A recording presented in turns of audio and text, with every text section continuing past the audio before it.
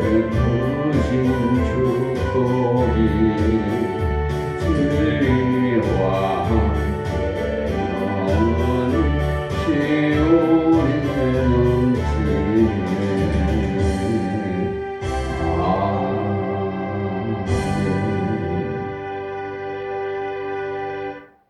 샬롬.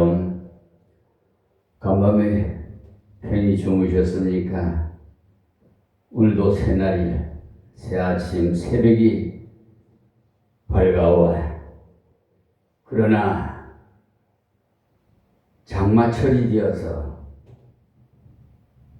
천둥 번개가 치면서 밖에는 비가 많이 오고 있습니다. 국부성 폭우로 한 구역 이곳에서 비 오지만 저쪽에서는 비가 안 오고 그런 이런 장마철 건강 조심하시고 여러분 자신이 챙기시기 바라고 하나님께 의지하십시오. 오늘부터 여러분에게 약속드렸던 빌립보 강해 설교로 첫 시간을 맞이했습니다. 자, 그럼 빌립보 1장 1절 말씀 먼저 봉독해 드리겠습니다. 그리스도 예수의 종 바울과 디모데는 그리스도 예수 안에서 빌립보에 사는 모든 성도와 또는 감독들과 집사들에게 편지하노니라고. 아멘. 편지가 되어 있습니다. 그래서 오늘부터 이 빌립보서를 강의하는데 좀 여러분 많이 좀 기도해 주시고 계속해서 여러분이 시청하셔야 여러분 것이 됩니다. 남 주는 거 아니에요. 신앙생활은 하나님과 나와의 1대1이지 복수가 아니에요. 단수입니다. 그래서 빌립보서를 통해서 말씀드리고자 하는데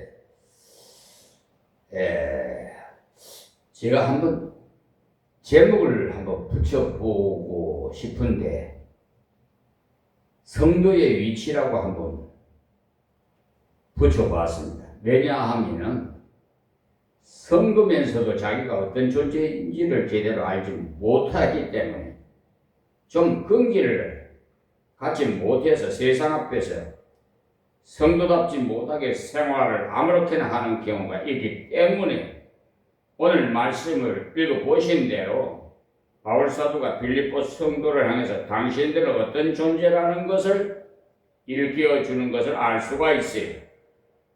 성경을 분류할 때 바울 서신 중에서 에베소, 빌립보, 골로새, 빌레몬 이 네 성경을 가리켜서 보통 옥중 서신이라 이렇게 합니다.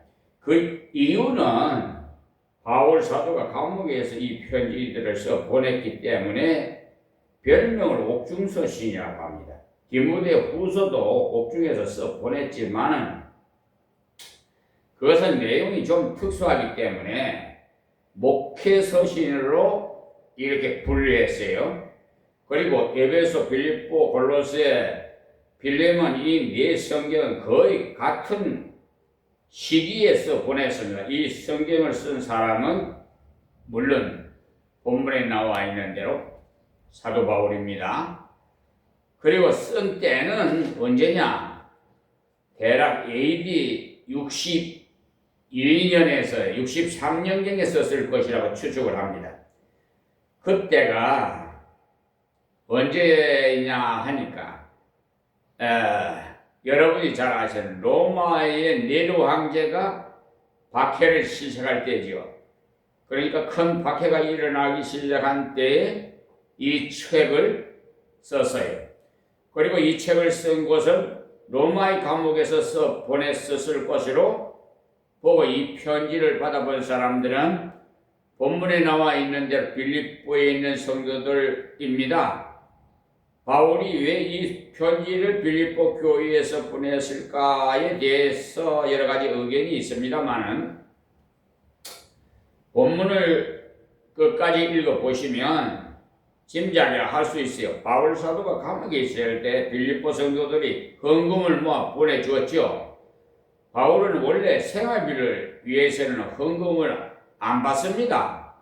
그래서 이 빌립보 교인들이 바울을 도와주려고 했지만은 도울 기회가 별로 없었거든요. 왜냐? 여러분이 아시는 대로 바울은 천막 깁는 기술이 있었기 때문에 어디를 가든지 그 일을 하면서 선교를 했어요.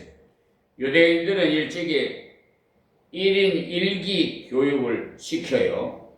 우리나라는 이제 와서 1인 1기 교육이라는 말이 나오지만 유대인들은요 3600여 년 전에 기록한 모세의 그 율법에 의해서 사람이 몸을 움직여서 일하는 것이 결코 천한 것이 아니라는 것을 말했어요.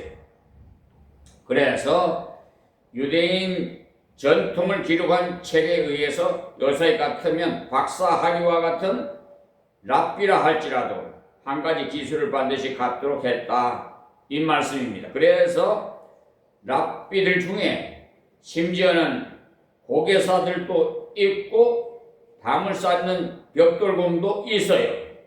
바울 사도도 가말리엘 문화에서 공부한 사람이니까 석학에 속하나 그도 한 가지 몸으로 일하는 기술을 가지고 있었어요.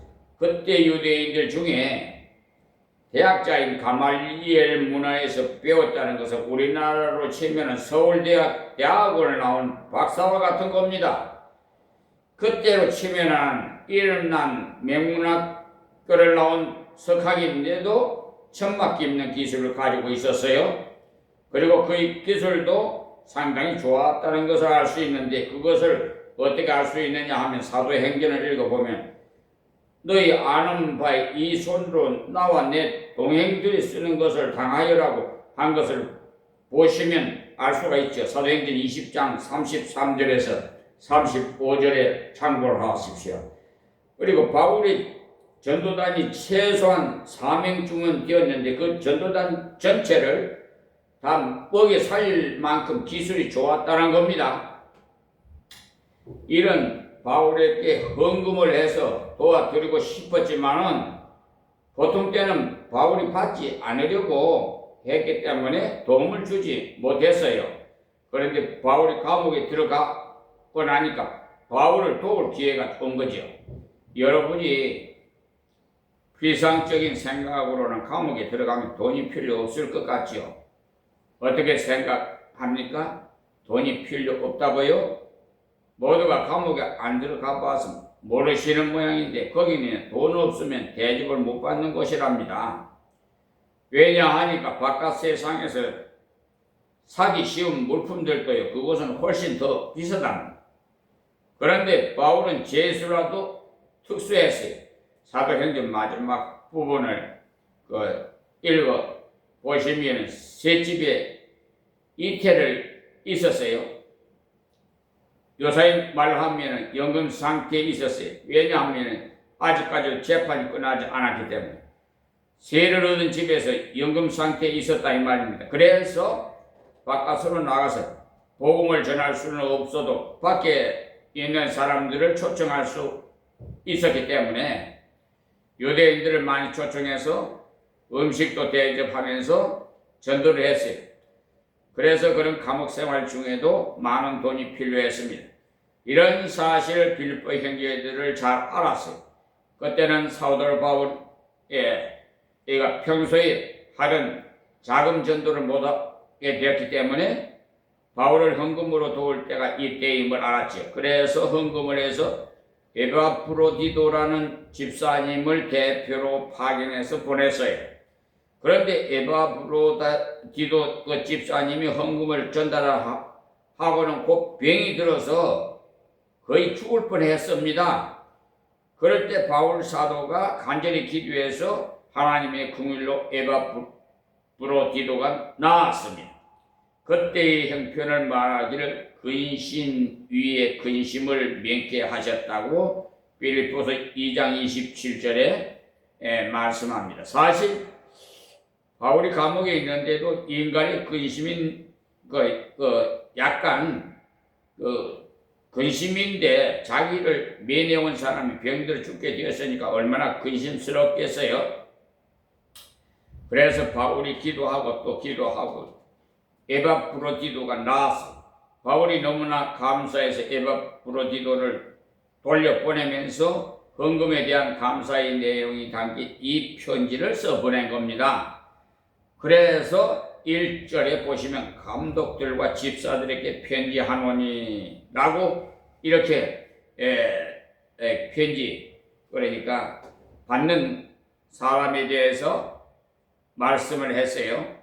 바울 서신 중에 이곳 외에는 집사들에게 편지한다는 말을 쓴 적이 없습니다. 유일하게 여기에만은 집사들에게 편지한다고 되어 있어요.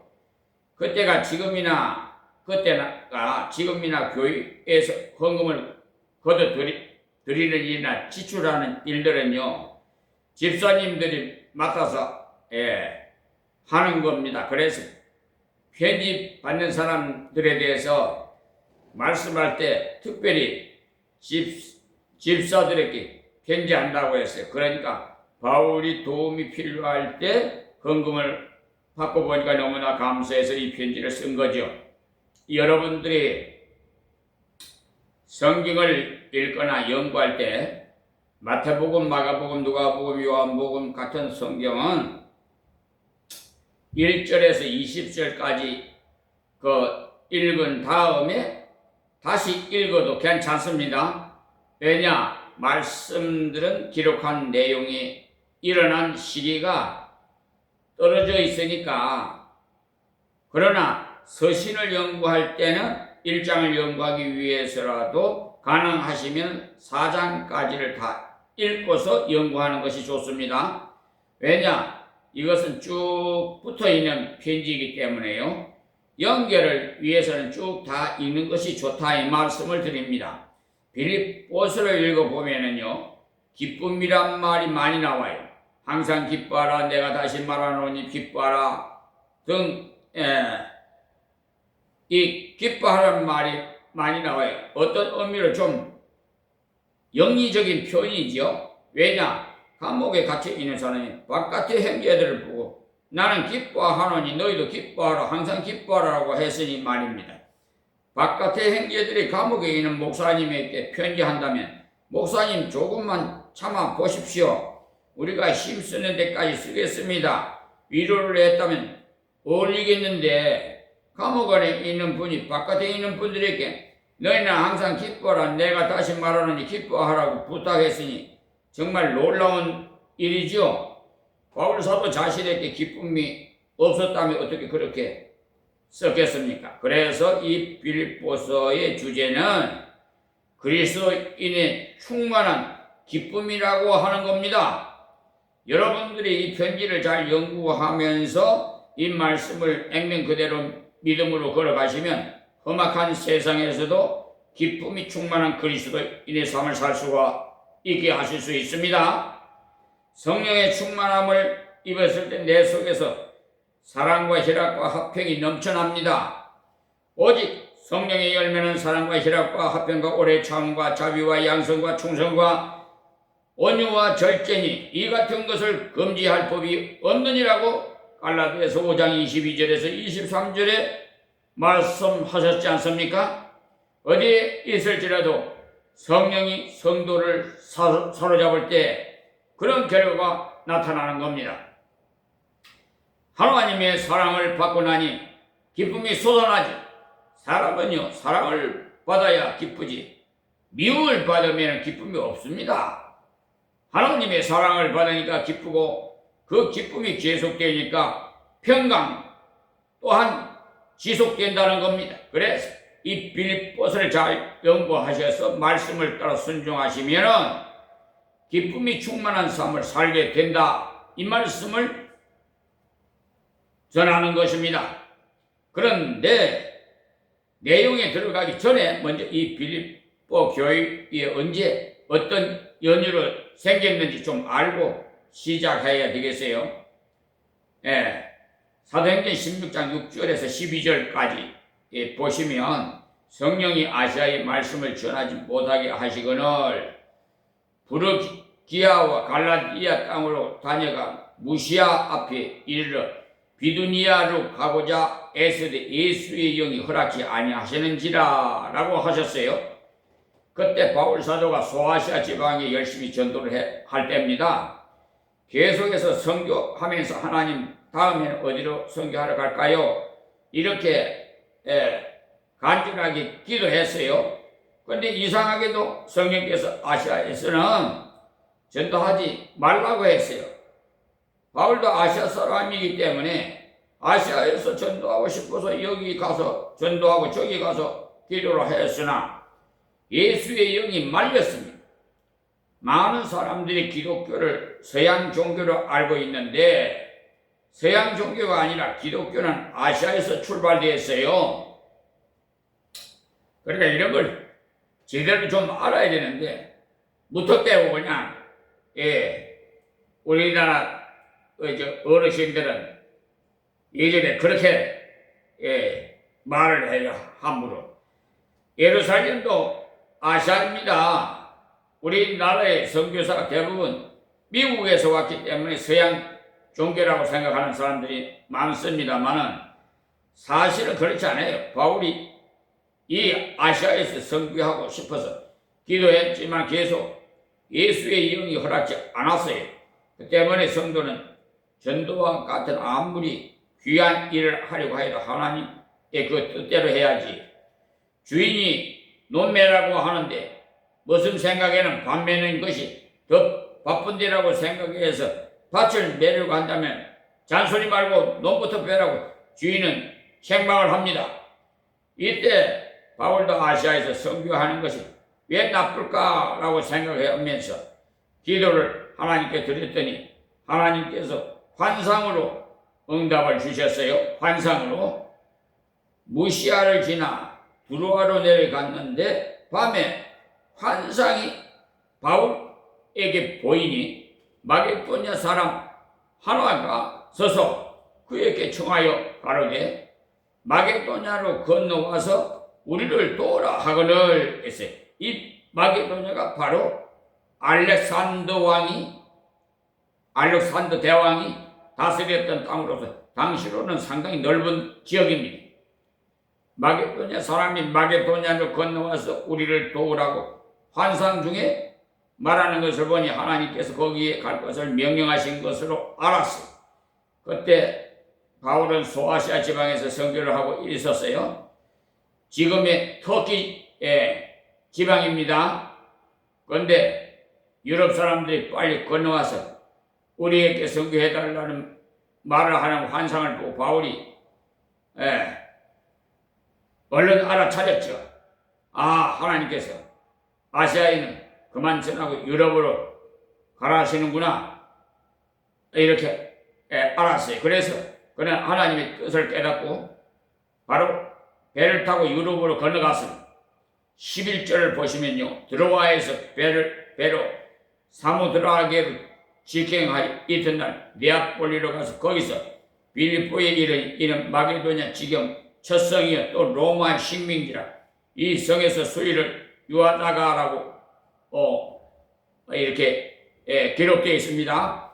여기에 나오는 빌립보가 로마의 직할 식민지로 큰 성입니다. 그래서 거기에서 열심히 선교해서 교회가 섰는데 그래서 빌립보 교회가 세워진 겁니다.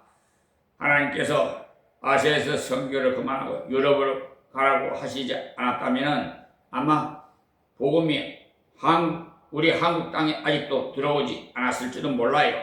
왜냐? 아시아 사람들이 대개가 소극적이고 보수적이기 때문에. 그런데 유럽 사람들은 활동적이고 진취적이라서 이들이 복음을 받으니까 빨리빨리, 우리나라 빨리빨리 별명이 붙었지요. 외국 사람들 우리나라 와서 배워가는 것이 빨리빨리. 그래서 빨리빨리 전해서 아시아로 다시 돌아온 거네. 그러니 그것도 하나님의 섭리임을 알 수 있어요. 바울이 빌립보에 첫 성에 가서 안식일이 되었는데 안식일날 기도를 드려야 되겠는데 어디 가서 드려야 해야 할지 몰라가지고 강가로 갔는데 마침 여자들이 강가에 모여 있었어요. 그들은 강가에서 빨래를 했는데 무엇을 했는지 모르지만 바울이 그들을 볼 때 잘 되었다 싶어가지고 가까이 가가지고 복음을 전했는데 루디아라는 여인이 그 자리에서 어쩌나 단순하게 복음을 받아들였는지 당장 바울 선생에게 말하기를 오늘부터는 우리 집에 유하시며 복음을 전하십시오. 이 성을 떠날 때까지는 우리 집에서 전하십시오. 라고 했어요. 이야, 이건 보통 천국 아니죠. 야, 정말 그러니까 하나님 뜻대로 행하면은 이런 루디아라는 사람도 붙여주신다. 이제 아시겠죠? 그 여자는요 매우 단순해서 예수 믿자마자 그날부터 당장 자기 집을 전도본부로 삼으라고 했으니까 결코 그런 일은 쉬운 일이 아니죠. 하나님께서 아시아에서 전하지 말고 유럽으로 가라 하시더니 거기에 가보니까 기다리고 있는 사람이 있었다는 것을 알 수가 있죠. 하나님께서 루디아라는 귀한 여성을 준비시켜 놓으신 겁니다. 이 루디아는요 돈도 좀 풍부했던 것 같아요. 그래서 자기 집을 완전히 하나님의 일을 하는데 바쳐버렸어요. 여러분, 내 집을 하나님 앞에 바치는 그런 믿음이 있습니까? 그렇다고 지금 뭐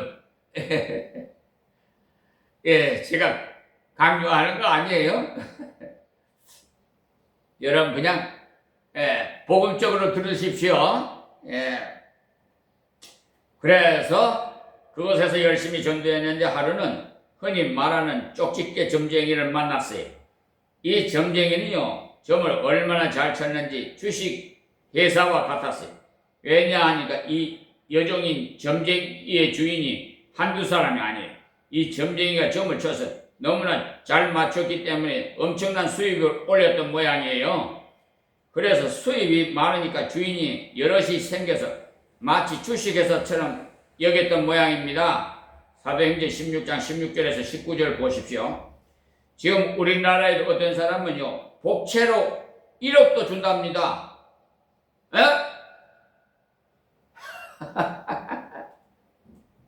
여러분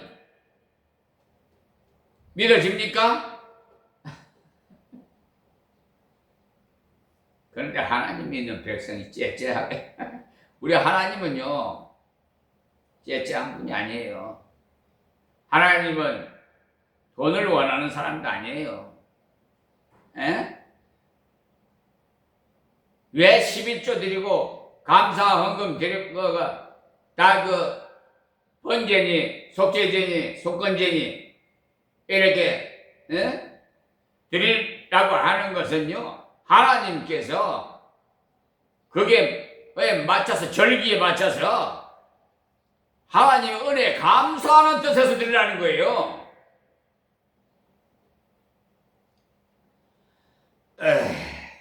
얼마 전에 맥주 감사 주일이 지났는데 제가 하나님 주신 말씀을 전해드렸는데 시청하신 분은 알 것이고 시청 안 하신 분은 모르실 거예요. 그런데 옳은 말씀을 해드리면 듣기를 좋아하지 않는 것 같아. 그래서 그 시청률을 저는 다 알 수가 있어요. 왜 그러냐면 제가 이 유튜브 방송 그 개설을 하고 제작을 계속 하기 때문에 알 수가 있어요. 그런데 참 묘한 것이 그래요. 꼭 들을 사람은 들어요. 아무리 내쫓아도요 들어와요. 에? 왜 우리 아버지 집인데 당신이 나가라고 하느냐고 오히려 꾸역꾸역 들어와요. 여러분 그저 시골에 전에 사신 분들은 다 아시겠지만 키라고 있죠. 이렇게 농사 지어가지고 쭉쟁이를 하고 알곡하고 가릴 때 키라고 하고 채라고 하고 뭐 그러는데 어쨌든 지방마다 말이 틀린데 이걸 하면은 쭉쟁이는 날아가고 알곡은 안으로 바짝바짝 들어와요. 그걸 비유로 생각하시면 되겠습니다. 예. 반대로 여기에 보면은 이 하는 자들이 있어요. 여러분이 생각에는 이 여자가 바울 사도를 도와주는 것 같습니까? 나쁘게 하는 것 같습니까? 그러니까 여기 이 점쟁이가 점술가가요 여러 사람이 그러니까 수입이 많으니까 여러 사람이 이렇게 생겨서 주식회사처럼 이렇게 됐는데 그 사도행전 16장 16절에서 19절에 보시면 아실 수 있어요. 그래서 지금이나 사람들이요 앞일을 알고 싶어갖고 점을 쳐요. 우리 예수 믿는 사람들도 점술가한테 가서 점 친답니다. 내가 그 소리 듣고 깜짝 놀랐습니다. 차마 그럴 리가 있겠나? 내가 그랬는데 아니라 다를까 진짜 그래요. 제가 확인했어요. 그분은 쭉쟁이야. 예, 그분은 하나님께 매맞을 짓을 했어. 아시겠습니까?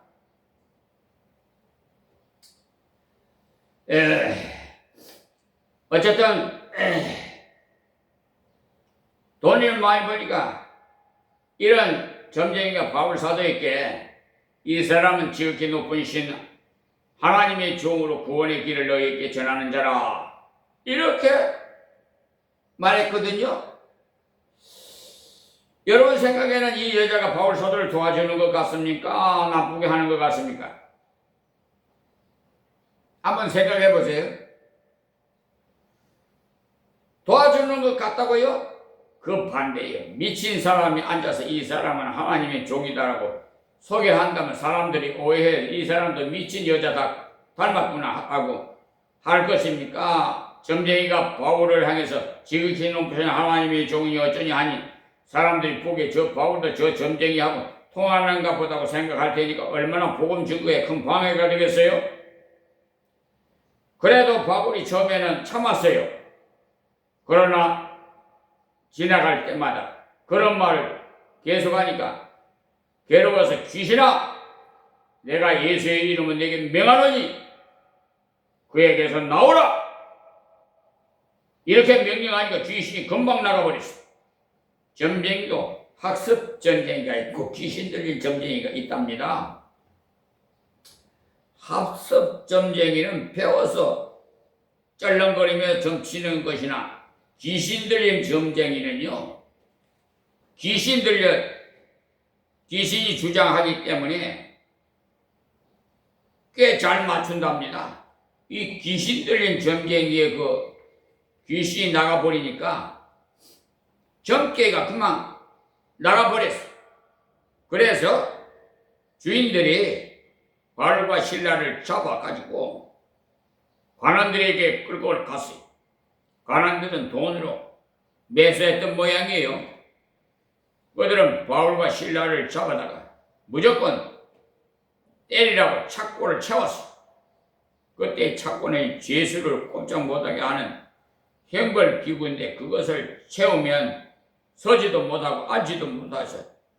엉거주춤하게 서 있어야 한답니다. 그러니 그 고통은 이름 말할 수가 없겠죠. 그런 착고에 채워서 빌립보에 있었던 지하 감옥에다가 가두었어요. 그러니 인간적으로 생각하면 하나님이 일을 했는데 왜 이런 일이 생길까? 전도했는데 왜 이런 일이 생길까? 귀신을 쫓아내야 하는데 왜 이런 일이 생겼을까? 이렇게 생각해서 낙심에 빠지겠지만은 바울과 실라는 그때 기도를 했어요. 주여, 우리가 어떻게 하면 하나님께 영광이 돌아가겠습니까? 간절히 기도하고 나니까 마음속에 기쁨이 솟아났어요. 그래서 크게 찬송을 불렀어요. 여러분들이 아시는 대로 감옥에서 노래 부르는 것은 어느 나라를 막론하고 금지입니다.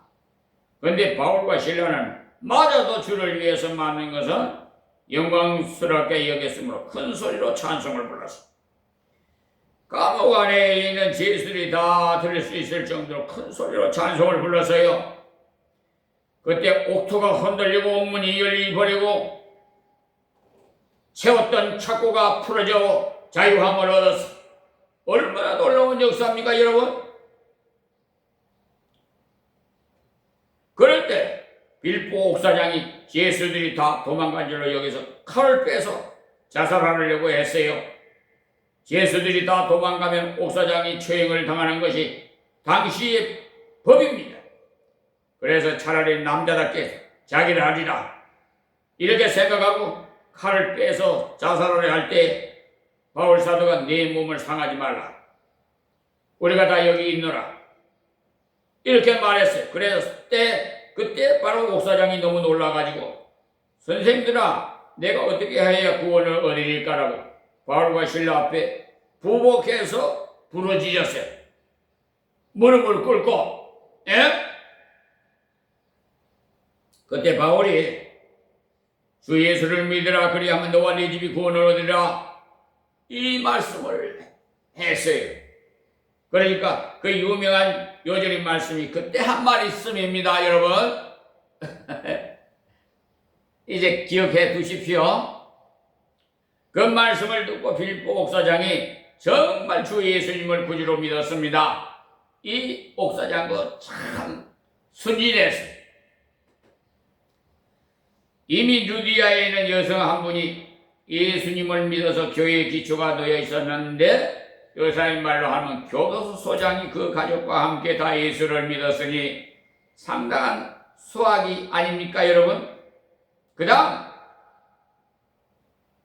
날에 관원들이 바울과 실라의 죄를 찾아 보았으나 죄가 없어요. 그래서 살며시 내보내려고 조용히 바울에게 나가려고 부하들을 보내서 정령을 했어요. 그때 바울이 그들이 말을 듣지 않았어. 너희들이 어제는 로마 시민인 우리를 재판도 하지 않고 마구 때려놓고 이제 죄 없음이 밝혀지니까 적당히 얼버무리려고 하는데 상관들이 직접 와서 우리를 데리고 나가야 한다. 이렇게 호통을 쳤어요. 그 당시에는 로마 시민권을 가진 사람은 재판에 의해서 죄가 확정되기 전에는 절대로 고문이나 구타를 못하게 되어 있습니다. 요사이도 우리나라에도 고문 때문에 예전에 야당 법석이었죠. 아주 못된 자들이 그런 자들은 처벌을 받아야 돼. 네? 억울하게 옥중에서 죽은 사람도 있잖아요. 아마 다시 유황불에 던져졌을 거예요. 그 사람 생절 살아 있다면 마지막 때 선밖에 던져질 것이고 고문 때문에 야당인의 로마 시민권을 가진 사람에게 2000년 전이었지만 인권을 존중해 여기서 함부로 고문을 못했어요. 그만큼 로마 시민권에 권위가 있었습니다. 바울이 매를 맞기 전에 미리 시민권을 내놨으면 두들겨 맞지도 않았을 텐데 실컷 두들겨 맞고는 이제 죄가 없으니 나가라고 할 때 로마 시민권을 내보냈어요. 보였어요. 맞기 전에 뻣뻣한 자세로 나는 이런 사람이요 하며 증명서를 내밀었다면 예수쟁이도 별거 아니구나. 우리들과 똑같네. 세상적인 권력을 가지고 큰 소리 치는 거 봐라. 했을 것 아니겠어요? 그런데 바울은 그들이 떠나라 할 때 그 시민권을 내놓은 것은 얼마든지 맞지 않을 권리가 있었지만 그것을 써먹지 않았다는 것을 보여준 겁니다. 그러니까 그는 세상적인 권리가 얼마든지 있었지만 그 권리를 쓰지 않고 주 예수를 의지하였음을 보여준 겁니다. 또 그들이 잘 봐줘서 감옥에서 나와서 돌아가게 된 것이 아니라 하나님의 권능으로 가는 것을 그들에게 보인 겁니다. 역경 중에 기도하고 찬양했으니까 하나님이 주신 능력을 받은 확실한 증거를 보여준 겁니다. 그 때문에 우리는 사회적 지위나 권력을 이용해서 전도하려고 하면 안 돼요. 순수하게 주 예수의 말씀과 예수의 권능으로 전도해야 됩니다. 사회적인 지위나 권력을 가졌으나 전혀 드러내지 않고 전도했는데 어쩌다 다른 사람을 통해서 그것이 드러나게 남에서 더 큰 영향을 받습니다. 저 양반은 공부를 많이 한 학자인데도 불구하고 똑똑한 척 하지 않고 자기가 믿는 주 예수님이 얼마나 귀한 분이신 것만 드러냈구나. 저 양반은 돈이 엄청나게 많은 재벌인데도 예수만 자랑했지 전혀 그렇지 티를 내지 않았구나. 그러니 예수라는 분이 정말 대단한 분인 모양이야 라는 말을 듣게 됩지요. 그러니 오히려 더욱 돋보이게 됩니다. 그런데 돈이 좀 있다고 나를 좀 보고라도 예수 믿으라고 하면은 목에 힘을 주면서 예수 안 믿어도 당신보다 더 큰 재벌도 있더라 하면서 비웃게 되기 쉬워요. 그 때문에 내가 가진 것을 전도하려고 하면 안 돼요. 바울 사도는 당시의 최고 학부인 가말리엘 문화에서 공부했지만 전도할 때 많이 배운 티를 전혀 드러내지 않고 순수히 예수님만을 전했어요. 빌립보 교회는요, 세워지기를 순수한 여성의 봉사를 통해서 또 고난을 통해서 세워진 교회입니다.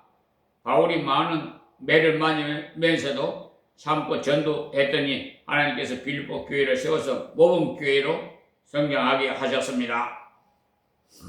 빌립보 교회 배움으로써 빌립보 교회에 대해서도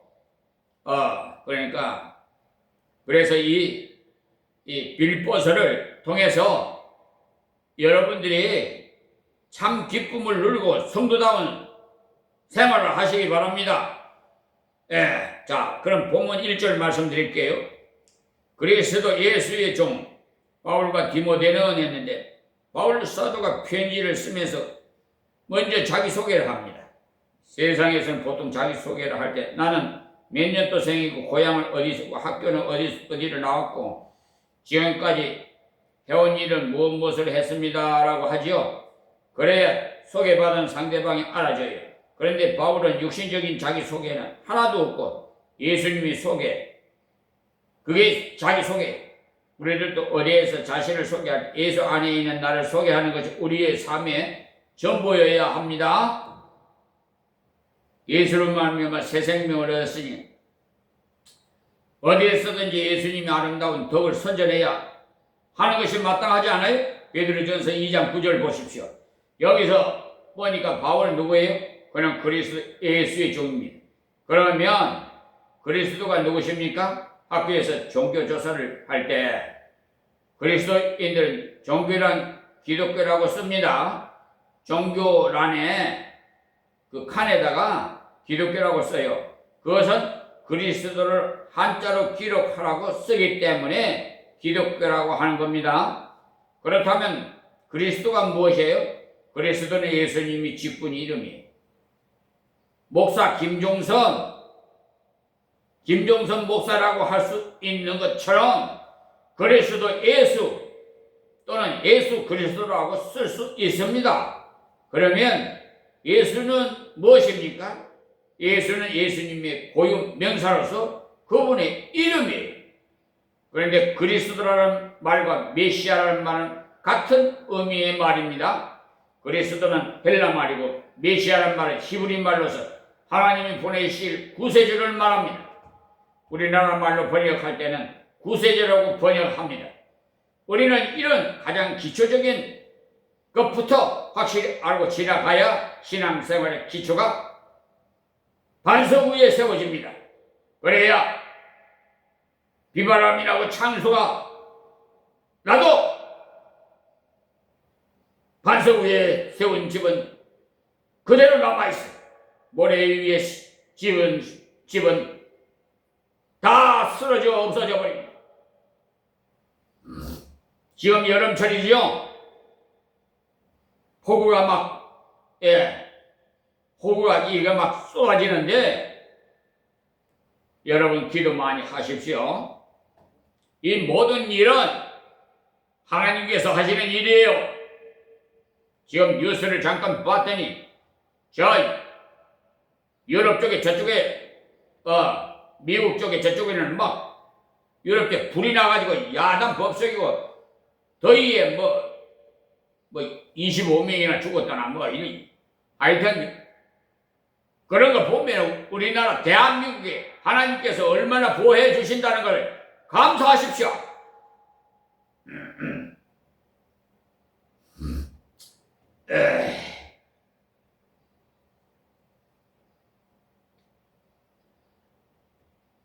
그래서 누구나 당신은 종교가 기독교라고 하는데 기독교가 무엇이요? 하고 물을 때 그리스도교가 기독교요라고 하십시오. 그리고 그리스도에 대해서 증거하면 바로 기독교를 바르게 설명해 드리는 겁니다. 그리스도는 예수님이 직분인데 그 말을 그대로 번역하면 기름 부음 받은 자라 뜻입니다. 구약에 보시면은 세 가지 직분을 주실 때 기름을 부어요. 대속의 일을 하는 제사장에게 세울 때 붓고 하나님 뜻을 전하는 선지자를 세울 때 기름을 붓고 그리고 백성을 다스리는 왕을 세울 때도 기름을 부어요. 기름을 붓는 것은 하나님이 주시는 직분을 하나님이 주시는 성령의 능력으로 감당하신다는 표로서 부어주시는 겁니다.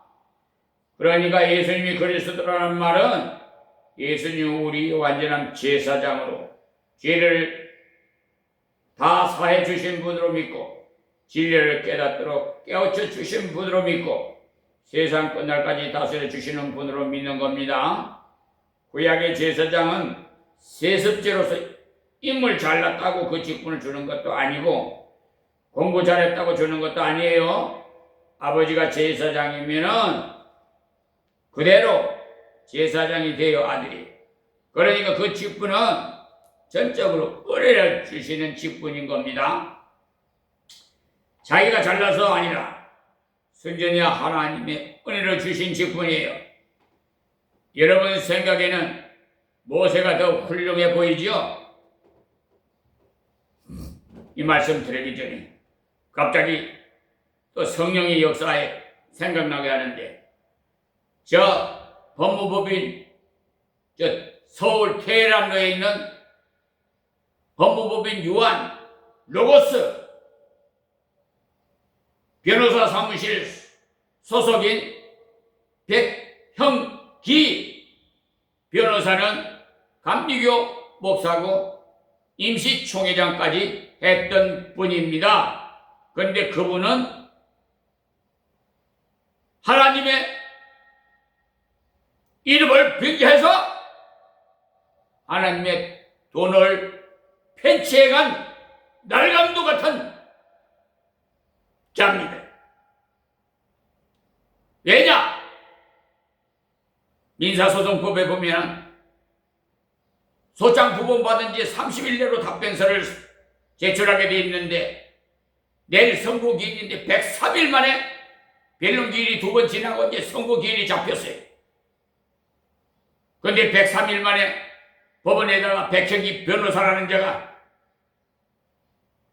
답변서와 소송 위임장과 담보 제공 5건을 그 5건 중에 3건이 다 사기, 1건은 공탁금 받아간 걸 또 올리고 2건은 그 사건과 관계없는 사건을 첨부시켜가지고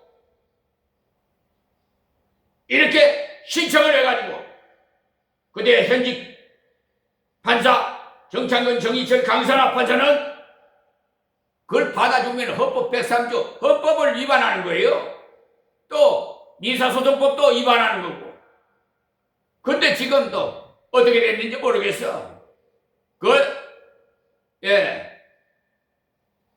고소를 해도 저들끼리요, 끼리끼리라서 감싸요.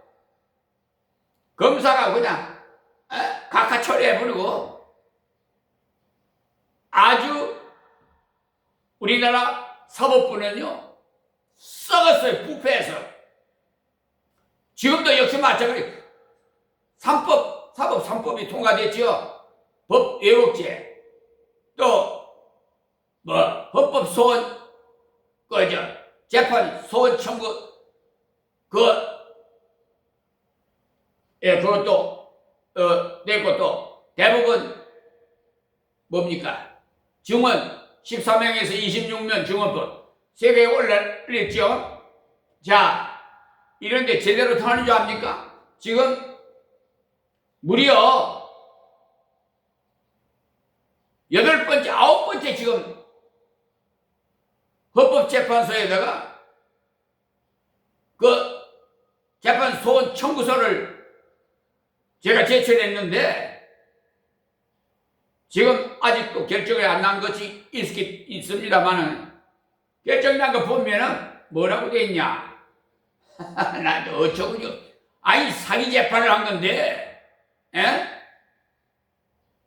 소명이 좀 부족해서 이 말이나 됩니까? 그게 재판관입니까? 헌법재판소 재판관이에요? 나 참. 그러니까 끼리끼리예요. 개는 가재팬이라고 그러죠. 만약에 그것을 받아들이게 되면은요, 결과적으로 대법관이나 판사들이 다 옷 벗어야 되거든요. 무슨 얘기인지 이해가 됩니까?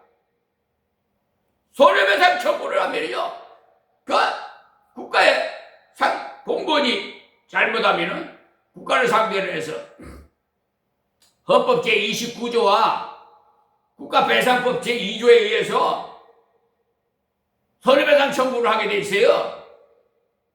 했더만은 그러니 만약에 나 손을 들어주면은 그분들은 다 옷을 벗고 돈을 다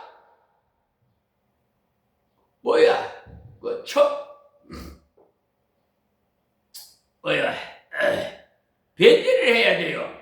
구상권. 구상권이라는 게 있어요. 구상 변제금을 5천만 원이면 5천만 원 그 사람들이 내놔야 돼. 그리고 옷 벗고 감옥에 가야 돼. 그런 일이기 때문에 헌법재판관이 알면서도 양심을 속이고 소명이 부족하다는 게 이게 말이나 돼요? 여러분 한번 생각해 보세요. 초등학교 학생도 이 재판을 하라면 알 수가 있겠어요? 사기 재판하면 잘못됐지요 하죠. 학생한테 물어보세요. 그런데 명색이 헌법재판소 재판관이라는 분이 소명이 부족해서 사기 재판 친 거에 소명이 부족해서 이 못쓸 양심을 팔아먹는 저 헌법 재판관 정말요. 저는 전에 윤석열 대통령 탄핵할 때 그 문영재인가요? 이거 경남 하동 출신 저도 그렇습니다만은 하여튼 양심껏 판결했잖아요. 지금 윤석열 파면돼가지고 지금 구치소에서 지금 재판 중에 있잖아요. 여러분, 지금 그 장윤정이라는 가수가요, 그 윤석열 대통령에 대해서 그 신곡을 내놨더라고.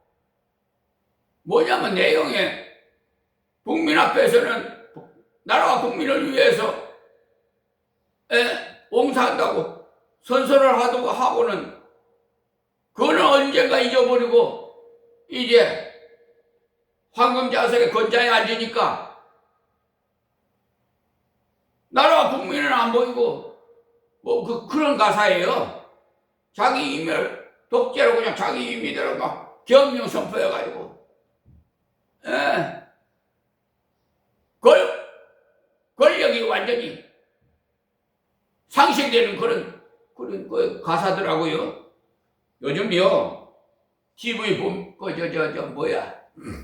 유튜브 방송 보면은 이재명 대통령 헌신하고 봉사하는 거 국가와 국민을 위해서 낮은 자리에서 동에서 벗자 서에서 벗자 그 장차관들 각 부서 국무회의 국민 앞에서 다 공개 회의하는 거 다 국민들이 보죠. 지금 톱 가수들이요 이재명 대통령을 위해서 신곡이 막 나왔어요. 남진이 나오나 장윤정인가 김연자 또 이영웅인가? 요즘 한번 떴던 이영웅인가? 어떤 노래 이재명 대통령을 위해서 야, 이게 우연일치가 아니에요. 저도 이미 기도를 했어요. 그래서 요일에 준비하신 이재명 대통령을 하나님 세우셨어요. 그런데 요즘 말이에요. 그 대통령 여론조사를 하면 좀 내려갔죠. 그 이유가 있더라고. 이 카톡으로요.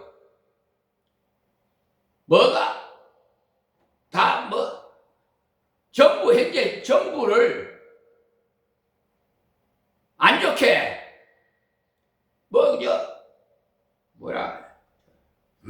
국민의힘 그 대표 누구예요? 나 그 이름도 모르겠네. 나는 그런데 잘 신경을 안 쓰기 때문에 국민의힘 대표 그분 이름을 하면서 만세 이렇게 해갖고 쭉 됐는데 전부 다 뭘 어떻게 하고 어떻게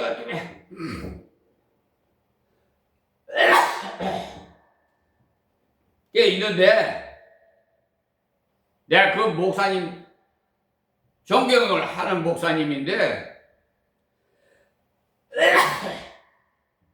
제가 그 목사님에게 이런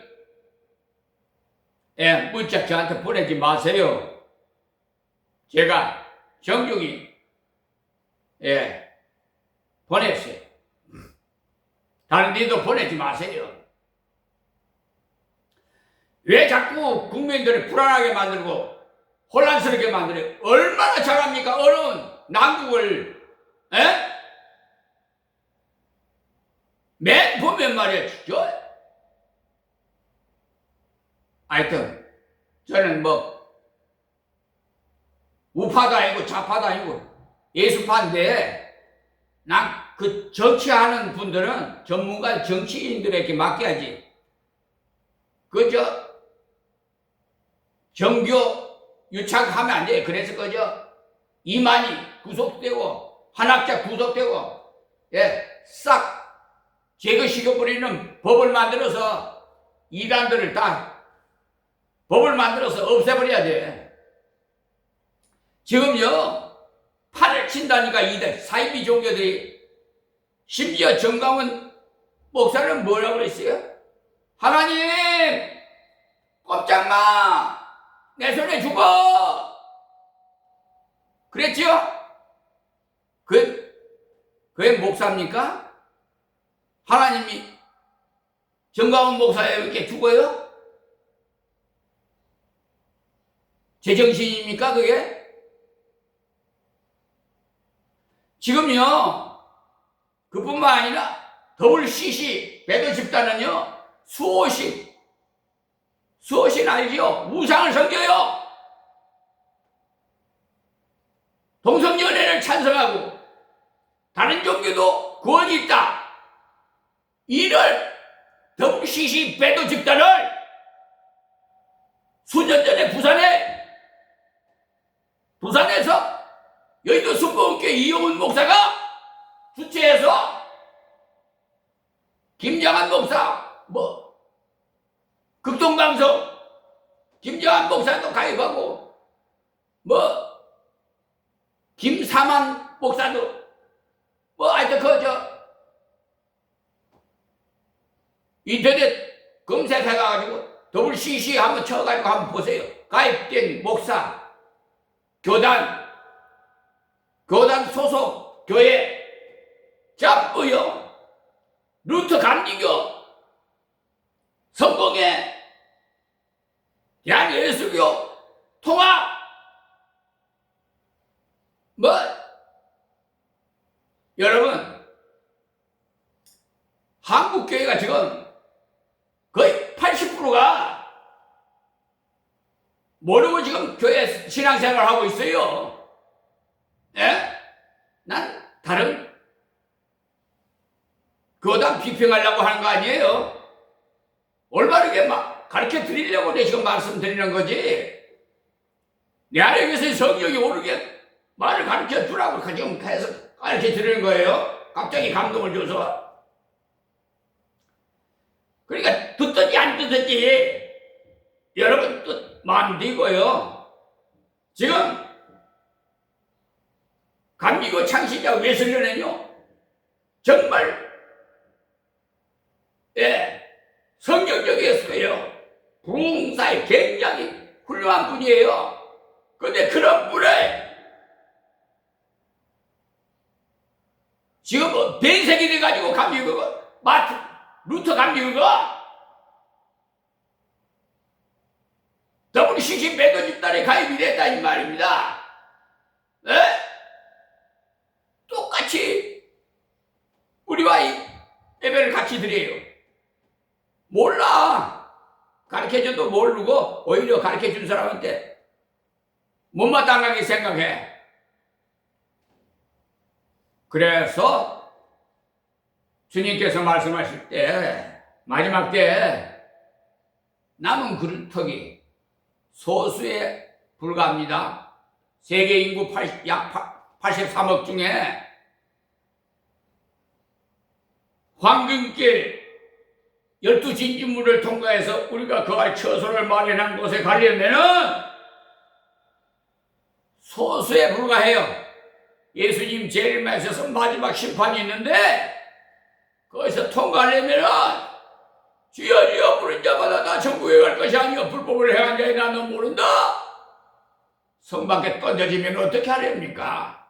또 고린도전서 3장 15절인가 보십시오. 구원은 받되 불 속에서 구원 받은 것 같으니라. 불 속이 어디예요? 음보예요. 여러분 정신 차리세요. 지금도 늦지 않았어요. 저는 한국교회에 외치고 싶습니다. 제발 WCC에 전부 탈퇴하세요. 회개하시고 하나님 앞에 회개하시고 탈퇴하시고 여러분의 교인들을 생각해서라도 좀 목사님들이 좀 회개하십시오. 정말 간절히 부탁드립니다.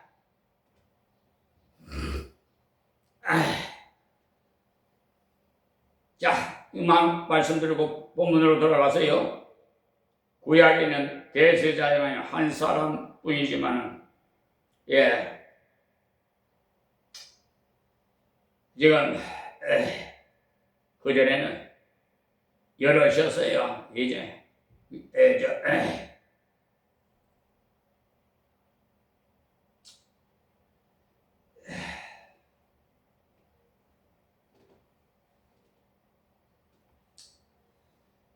어쨌든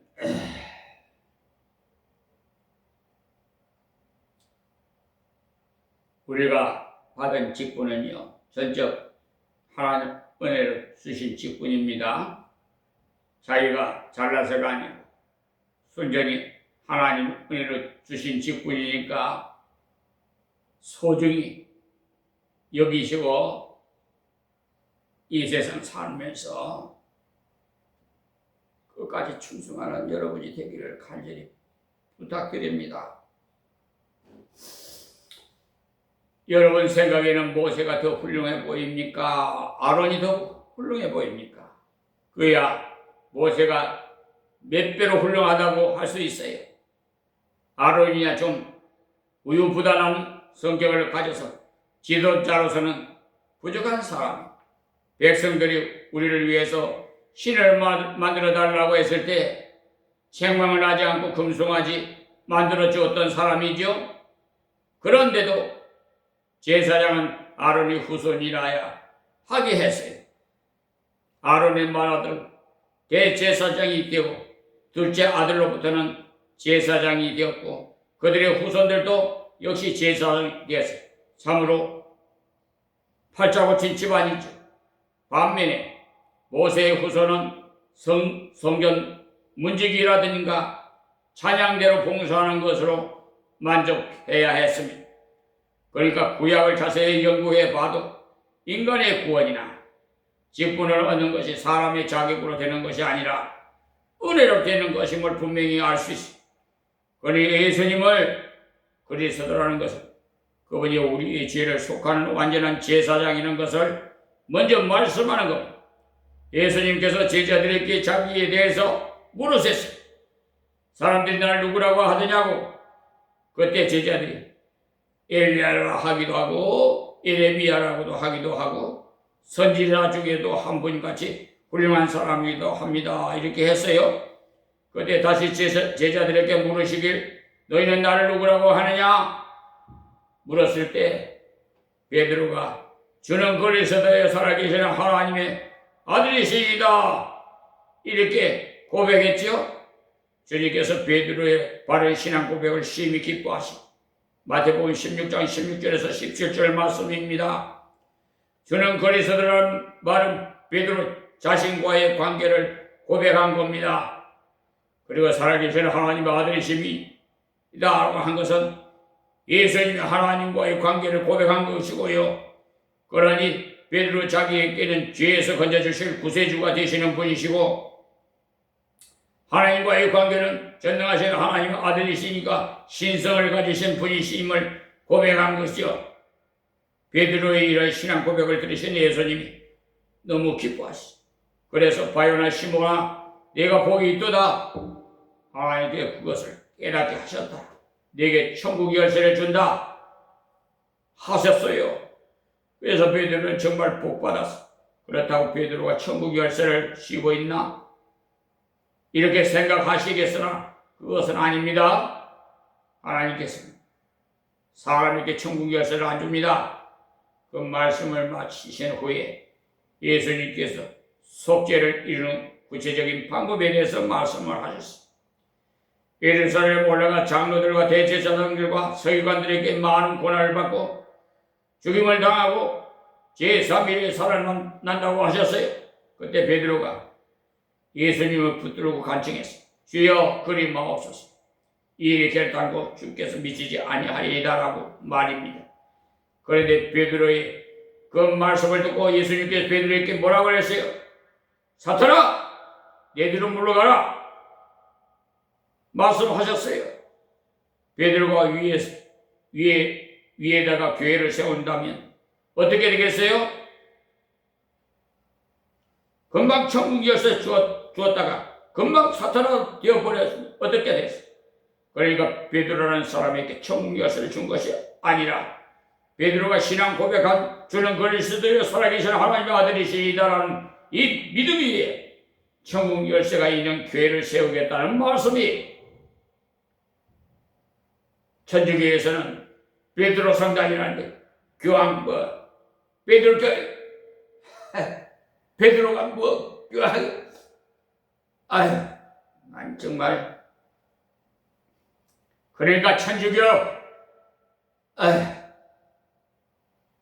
다니시는 분들도 기도해 보세요. 예. 성경적인지 아닌지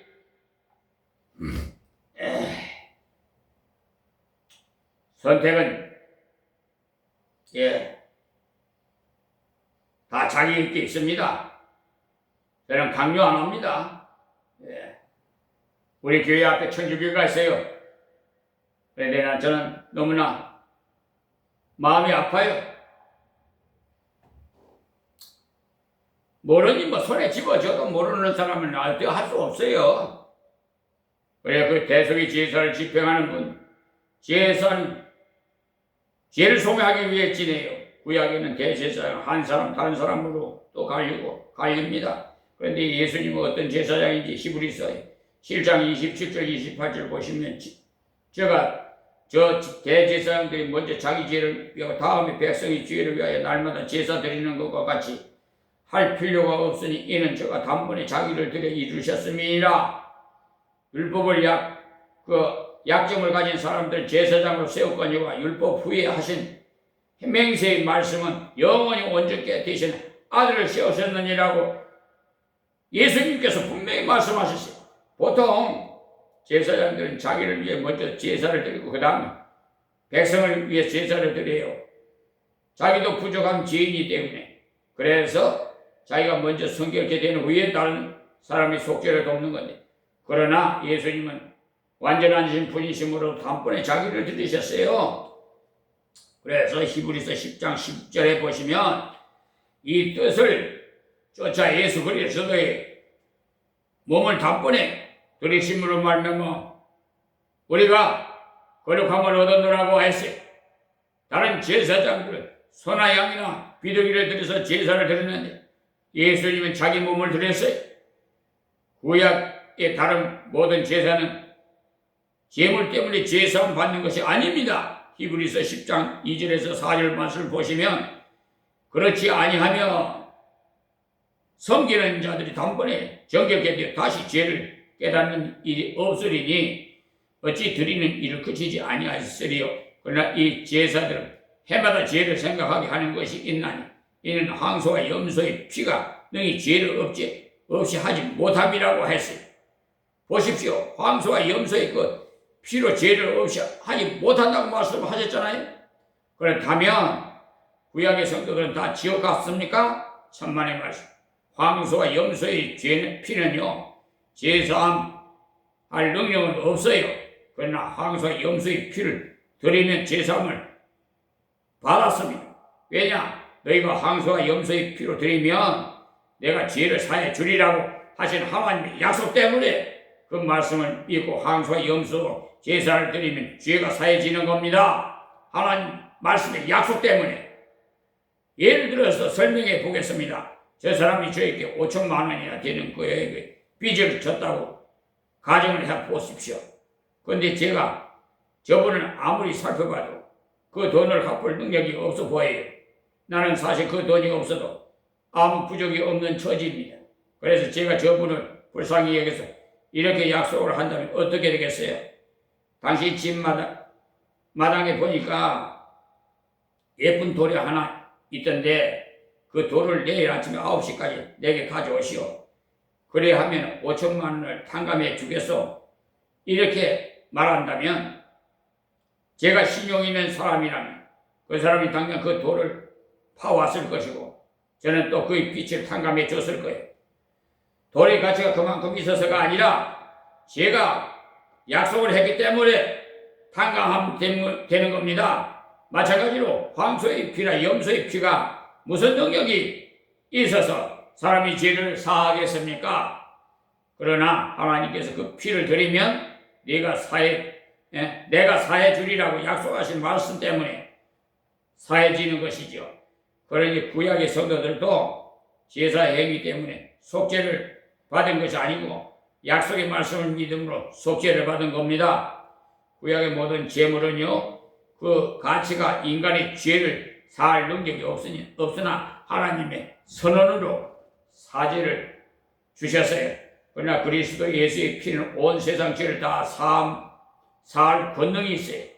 이 말씀도 찾아보시면 것이 좋겠습니다. 요한일서 2장 2절에 보시면 저는 우리 죄를 위한 화목제물이니 우리만 위할 뿐 아니라 온 세상 죄를 위함이라고 했어요. 예수님의 피는요, 온 세상 죄를 온전히 다 사할 권능이 있다는 것. 여러분, 제가 피리 100마리 가져가서 병아리 한 마리로 바꿔달라면 바꿔주겠어요? 또 병아리 100마리 가져와서 황소 한 마리로 바꿔달라면 바꿔주겠습니까? 어떤 사람이 황소 100마리를 가져와서 우리 집 아이와 바꾸자고 할 때 제가 바꿔주겠습니까? 그 사람은 제게 뺨이나 얻어맞기에 알맞지요. 어찌 인생을 동물과 비교할 수 있겠어요? 그렇다면 인류 전체를 다 합해도 하나님의 아들 예수님과는 더욱 못 바꿔요. 예수님은 완전하신 하나님이 완전하신 사람이 그분은 온 세상 인류의 전부를 합해서 바꿀 수 없는 분이십니다. 만약에 사람이 아무리 완전하다 해도 한 사람 한 사람이 죄를 대소할 뿐이니 그런데 예수님 한 분이 죽으심이 왜 만민이 죄를 대소할 수 있느냐? 그분은 하나님의 아들이시기 때문에 그는 신성을 가지신 하나님의 아들이시기 때문에 온 세상이 죄를 다 사할 수 있습니다. 제가 어렸을 때 이런 생각을 했어요. 이상하다. 예수님 혼자 돌아가시고는 왜 저 사람이 죄도 용서해주고 나의 죄도 용서할 수 있을까라고 말입니다. 그것은 예수님의 나와 같으니 인생에 불과한 분으로 잘못 알았기 때문에 품은 의심이었습니다.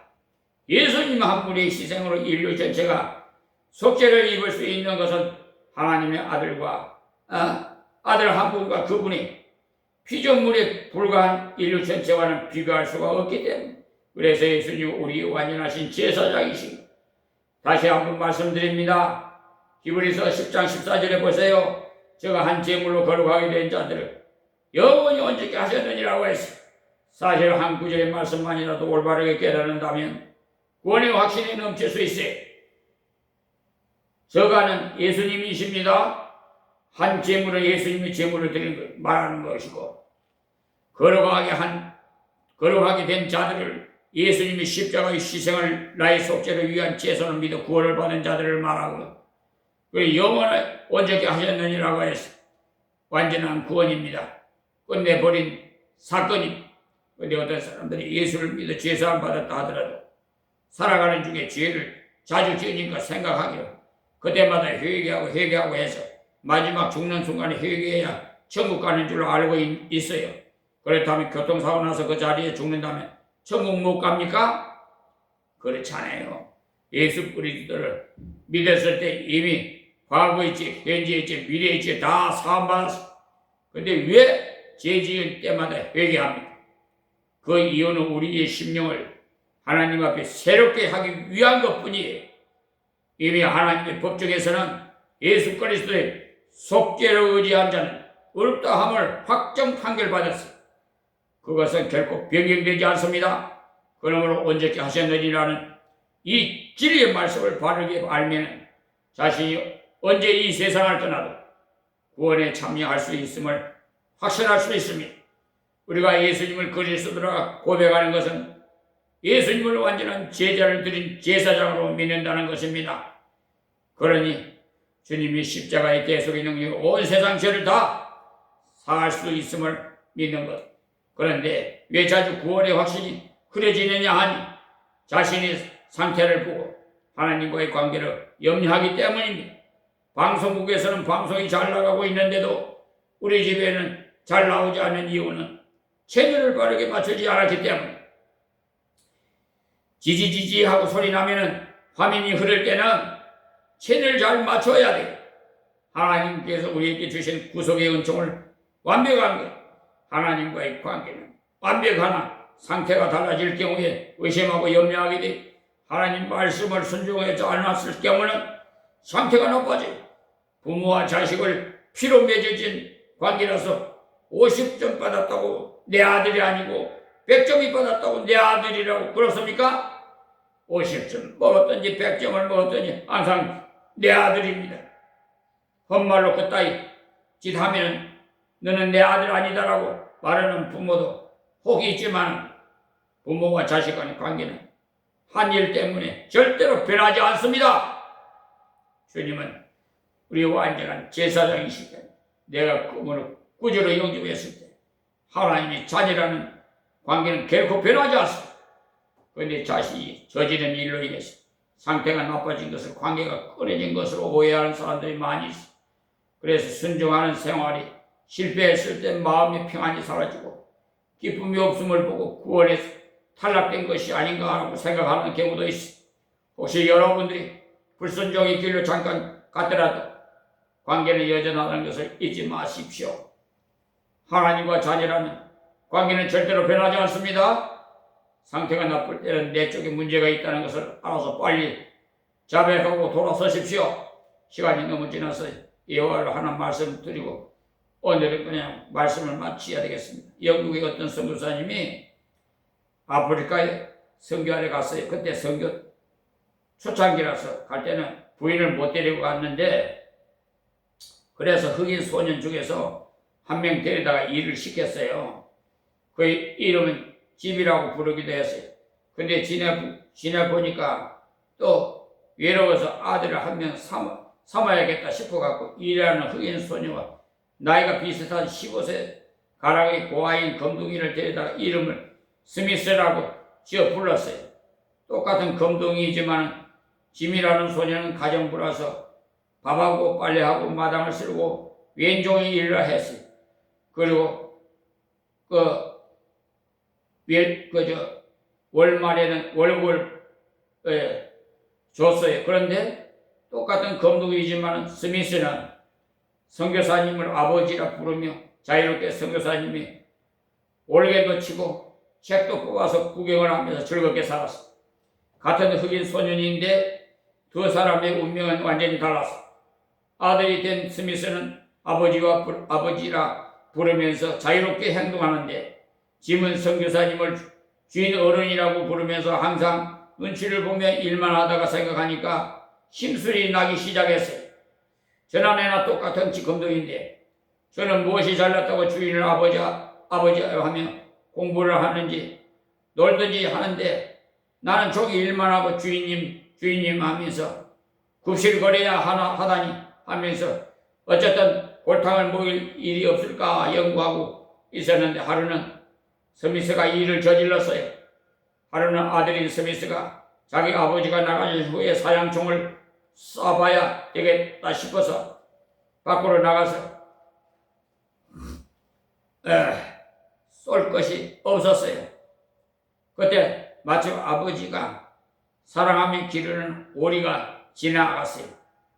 저것을 하고는 방아쇠를 당기니까 총이 산탄 총이라 한꺼번에 5마리가 쓰러져 버렸어요. 너무 겁나고 놀라서 얼른 땅을 파고 묻어버렸어요. 근데 짐이 다 봤어요. 그러면서 내가 봤다 하면서 위협을 했어요. 그래 너는 이제 끝장이다. 너나 나나 똑같은 검둥인데 네가 아버지 부른다고 선교사님이 진짜 네 아버지인 줄 알았나? 내가 이 사실 일러주면 오늘부터 너는 끝장이다 하면서 스미스에게 조롱을 했어요. 스미스도 생각해보니까 이 사실을 선교사님이 알면 정말 큰일 날 것 같거든요. 그래서 짐 아버지께 오늘 일을 말하지 마. 말하지 마. 제발 부탁이야 하면서 사정을 했어요. 그랬더니 스미스는 고세해서 그래? 그럼 이제부터는 내가 시키는 것을 무엇이든지 할래? 이렇게 했을 때 스미스는 하는 수 없이 그래 오늘 일을 말하지만 않으면 네가 시키는 일은 무엇이나 열심히 할게 이렇게 약속을 했어요. 그래서 그 시간부터는 스미스를 짐이 부려먹기 시작하는데 스미스 방 좀 쓸어. 전에까지 도련님 하며 여성이 방 쓰라고 하거든요. 내가 방 쓸지 왜 나보고 쓰라고 하니 일러준다 하면서 슬쩍 눈짓만 하면 어쩔 수 없이 스미스는 방을 쓰래요. 이제는 설거지 해라. 네가 해. 왜 나보고 하라? 일러준다? 일러줘? 그래서 또 설거지하고 그런 생활이 시작됐어요. 그런데 아버지가 가만히 보니까 아들의 행동이 이상하거든요. 전 같으면 올갱치고 어쩌고 하던 아이가 마당 쓸고 물기로 오고 이상해서 불렀어요. 얘 너 왜 이상한 짓을 하니? 공부나 하고 올갱이나 연습을 해야 할 텐데 왜 밥하고 물기고 그러지? 아버지 큰일 났습니다. 무슨 일인데? 내가 아버지 산탄총을 쏴보고 싶어서 강 쏘니까 오리 5마리 한꺼번에 죽어버려. 무서워서 그것을 땅에 묻어버렸는데 짐이 보고 자기만 말 안 들으면 아버지께 일러주면 쫓겨나간다고 하길래 이러고 있습니다 하면서 울었어요. 그래서 얘 스미스 바보 같은 왜 그런 생각을 했니? 오리 20마리 다 죽었더라도 너는 내 아들이야 내 아들. 그리고는 짐을 불러서 짐 너는 왜 스미스에게 그런 말을 했지? 하면서 호통을 쳤습니다. 그런데도 이 짐은 버릇이 되었어. 아침에 일어나서 스미스 빨리 마당 쓸어. 네가 쓸어. 일러준다. 이제는 스미스가 큰 소리 칩니다. 그렇습니다. 죄를 짓는 자마다 죄의 종이라고 했지 않습니까? 요한복음 8장 34절에 죄를 짓고 나면 자꾸 마귀의 종 노릇을 해요. 마귀가 일러준다고 위협해서 말입니다. 그러나 내가 먼저 죄 지은 것을 아버지께 고백하면 됩니다. 스미스가 아버지 내가 오리 5마리 죽였습니다라고 했으면 아버지가 그만 울어라 알았으니 앞으로 주의해라. 그리고 그 일을 깨끗이 잊어버려라 했을 텐데 그 일을 숨기려 하니까 계속 불안해서 짐이 시키는 대로 하지 않으면 안 되었던 것이요. 주님은 우리의 완전한 제사장이십니다. 그분이 우리의 모든 죄를 해결하셨습니다. 그분은 나의 구세주로 이제는 아버지의 자녀가 된 것입니다.